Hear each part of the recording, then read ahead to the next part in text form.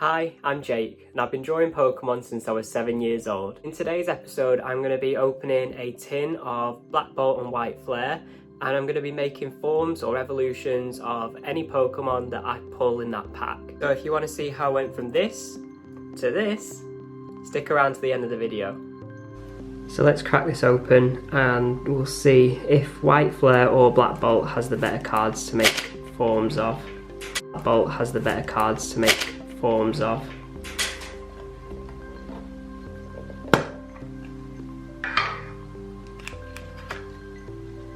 So we'll go for White Flare first.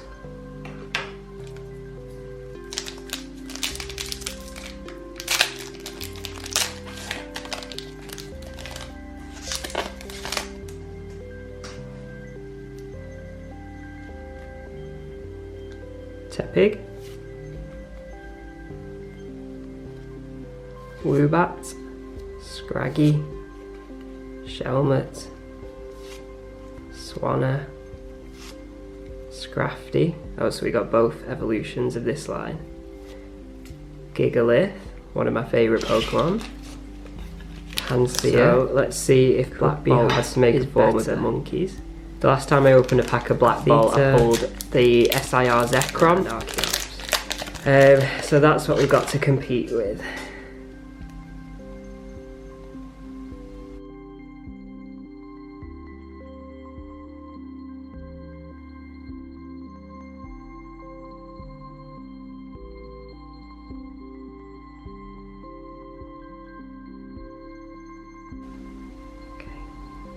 Okay, Sandile,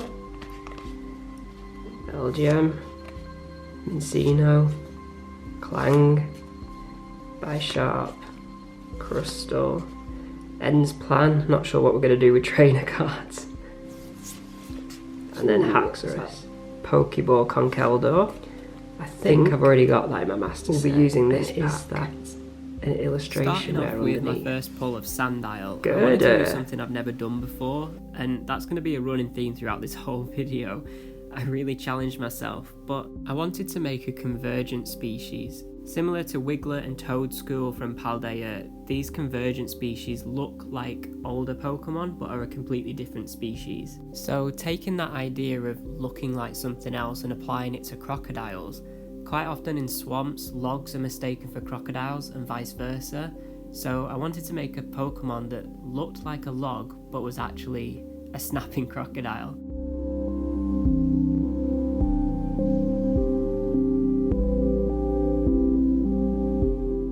Introducing Swampdial, the swamp log Pokemon. It would be a grass and water type with the ability Strong Jaw to power up those biting moves. I could see this guy lying in wait in the swamp for prey to come along, and then it's snapping out at them, thinking it's just an ordinary log floating in the water.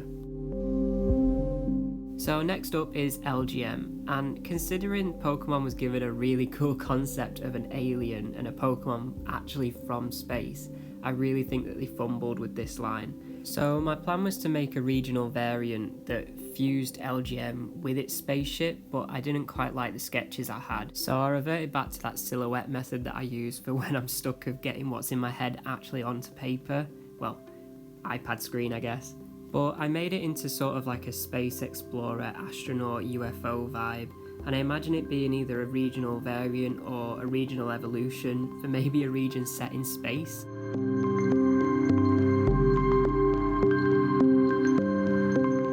Meet UFO, the Explorer Pokemon.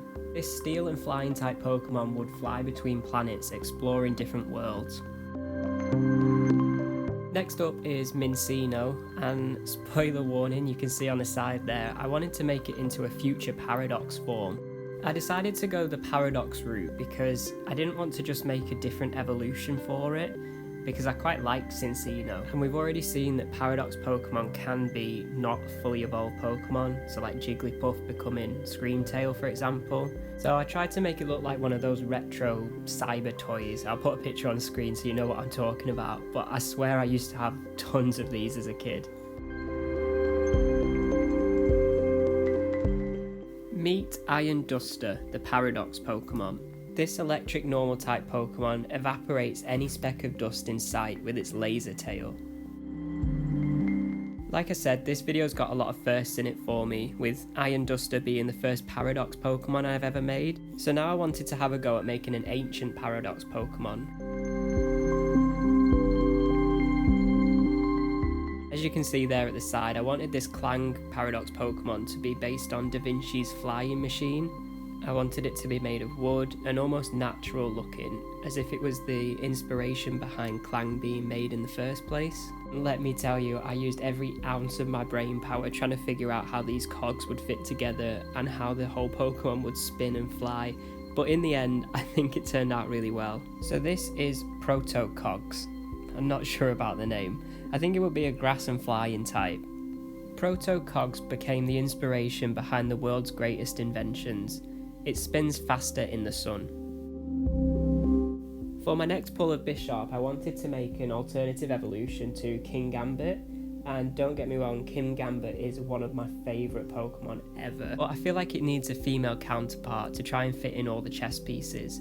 The Pawniard line is actually really complex. Obviously it has the chess piece aspect, but also the feudal Japan aspect too. With King Gambit taking aspects of samurais for its inspiration, I wanted to base this new Pokemon on a female version of a samurai, which is a Onimusha, if I'm correct.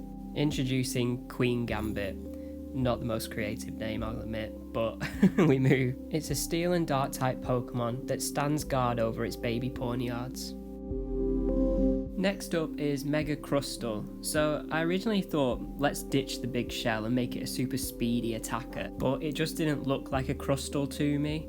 So I doubled down on the big shell and made it resemble a mountain, specifically Mount Rushmore, because obviously Unova is based in America. But instead of the presidential heads, I put the 3 heads of the 3 dragon type Pokemon that are native to Unova.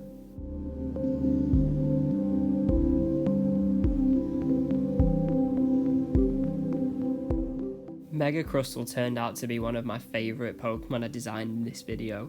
I think it would keep its bug and rock typing, but its defences would skyrocket. What are the chances that I would pull Gurdurr and Conkeldurr in the same pack? So I thought that was the universe telling me that I needed to do a regional variant of Gurdurr and Conkeldurr. I thought long and hard about what to make these Pokemon into, but I was just stuck on this idea of the conch bit of Conkeldurr, and it just made me think of conkers.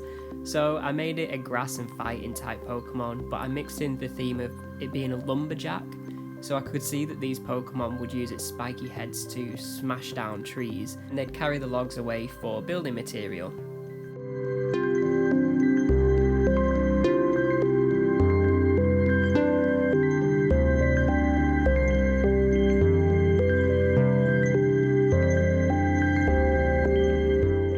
This is Hisuian, you know, the game. Legends Arceus, where that's set, that one. Gurdurr and Conkeldurr, a grass and fighting type Pokemon. When these Pokemon aren't using their spiky heads to break down trees, they spend their spare time seeing which one of them can throw a log the furthest. And finally we have Haxorus, just a regular rare in the back of that pack, no SIR or higher unfortunately. But I took the opportunity to make my first ever Dynamax Pokemon. Well, I suppose Gigantamax actually. A Dynamax form presented a really fun challenge for me because it was really out of my comfort zone. I don't feel like I'm good with perspective, and as you can see I always use black for my outlines, not the red colour that Dynamax use.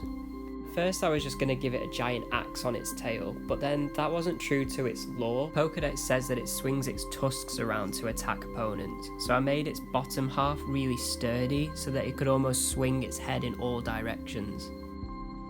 So our final design is Gigantamax Haxorus. I'm really proud of this design, so I hope you guys like it as well. And this challenge has been really fun because if I didn't do it, I would have never made this. Now, as always, at the end of every video, I like to give you a sneak peek of what's coming next week. So next week we're going back to the Greek-inspired region, and we're looking at bug types. Bug type are my favourite Pokemon in the whole franchise, so I'm really excited to share these designs with you. So if you're interested in how this is a bug type, stay tuned for next week. As always, thank you so much for watching. Don't forget to like, comment, subscribe, and I'll see you next week for a new video.